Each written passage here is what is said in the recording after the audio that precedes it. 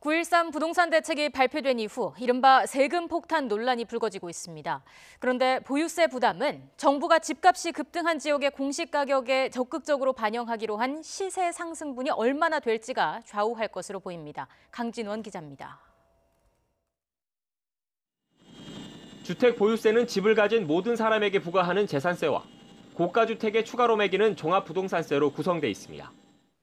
정부가 판단하는 비싼 집의 기준은 1주택자의 경우 공시가격 9억 원, 시가로 13억 원입니다.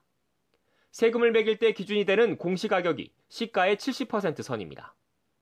그런데 정부 산하 공기업인 한국감정원이 조사한 지난달 기준 서울 아파트의 평균 시세는 7억 238만 원입니다.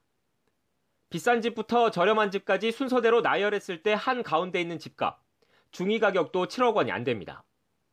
강남권 등 일부 지역을 제외한 서울에서 집을 한 채 가진 상당수 사람은 집값이 시가 기준 13억 원, 공시가격 기준 9억 원이 안 돼 종부세를 걱정할 필요가 없습니다. 물론 다주택자는 모든 집값의 합이 시가 기준 9억 원, 공시가격 기준 6억 원만 넘어도 종부세를 내야 합니다. 9.13 부동산 대책의 종부세 인상안이 국회를 통과하더라도 시가 100억 원 이상의 초고가 주택이 아니라면 1주택자의 세금 증가폭은 상대적으로 적습니다.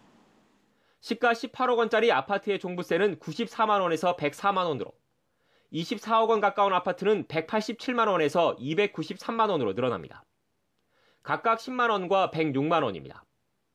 다주택자와 일부 초고가 주택 보유자는 물론 집을 한 채 가진 중산층에까지 세금 폭탄을 안겼다는 일각의 주장은 과장된 측면이 있는 겁니다. 하지만 마포와 용산, 여의도는 물론 최근 집값이 급등한 서울 일부 강북 지역의 재산세 부담이 앞으로 늘어날 가능성은 있습니다. 종부세는 물론 재산세를 매길 때 기준이 되는 공시가격을 정부가 시세에 맞춰 현실화하겠다고 공언했기 때문입니다. 올 초에 올랐던 것들도 올 지금 여름을 중심으로 해서 시세가 급등하는 지역들의 경우에는 공시지가를 저희가 현실화할 때 충분히 반영하도록 적극적으로 노력하겠습니다. 시가 10억 원짜리 아파트의 공시가격을 현재 70% 수준에서 90% 선까지 올렸을 경우를 가정해 한국감정원이 제공하는 세금 계산기로 세 부담 증가폭을 알아봤습니다.